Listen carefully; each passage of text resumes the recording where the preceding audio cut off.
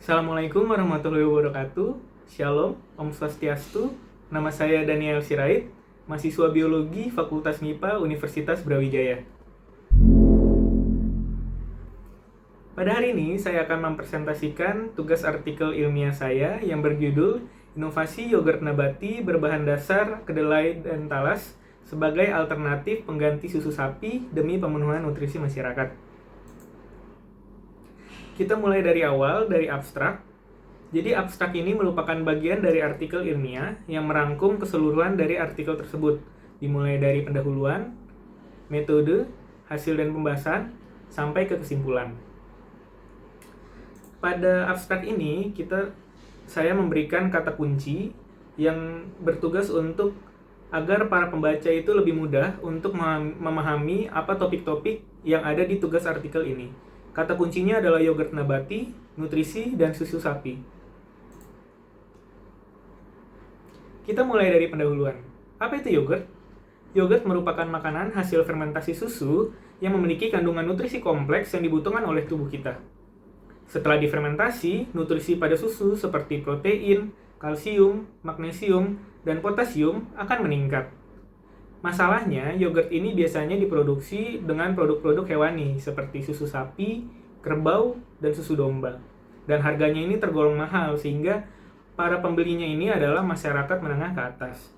Sedangkan masyarakat-masyarakat yang menengah ke bawah masih memiliki masalah serius mengenai gizi mereka. Oleh karena itu, solusi yang diberikan oleh penulis adalah dengan memproduksi yogurt nabati dengan bahan baku yang lebih murah dan mudah didapat, sehingga nantinya harga produksi dapat diperkecil dan harga dari produk yogurt nabati yang dibuat nanti akan jauh lebih murah daripada harga yogurt pada umumnya. Kedelai dipilih karena memiliki nutrisi yang mendekati dengan susu sapi dan memiliki kandungan protein yang lebih tinggi.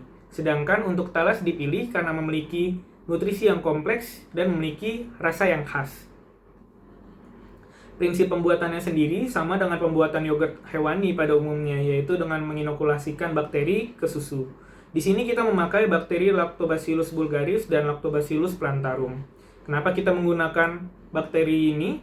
Karena bakteri ini sudah terbukti efektif dalam pembuatan fermentasi yogurt.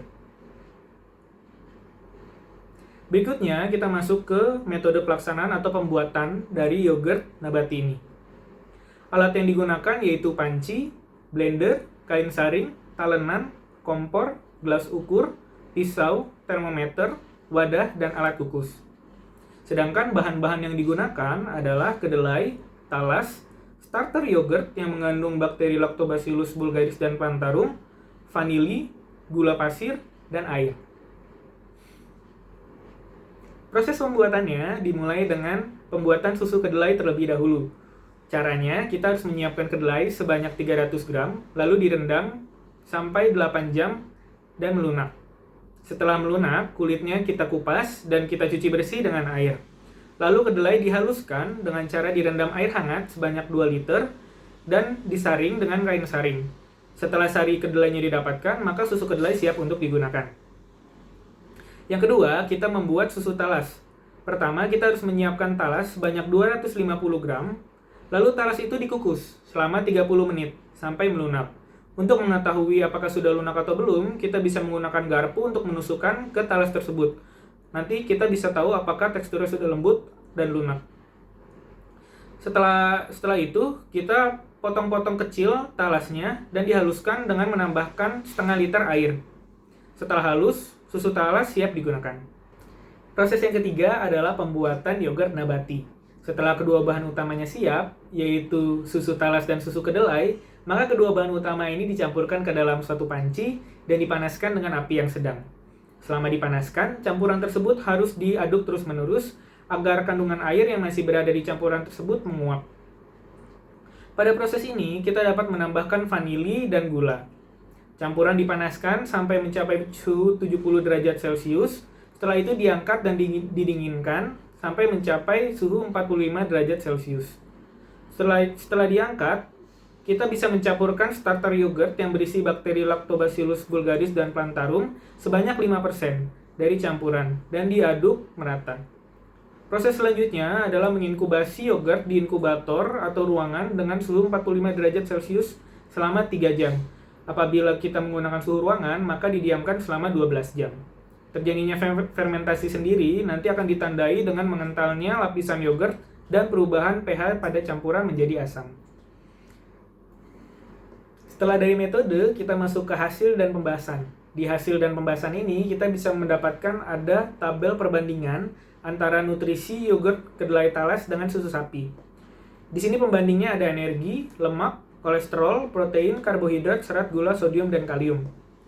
Kita bisa melihat bahwa susu sapi masih memiliki energi, kadar lemak, memiliki kolesterol, dan protein yang lebih tinggi daripada yogurt nabati.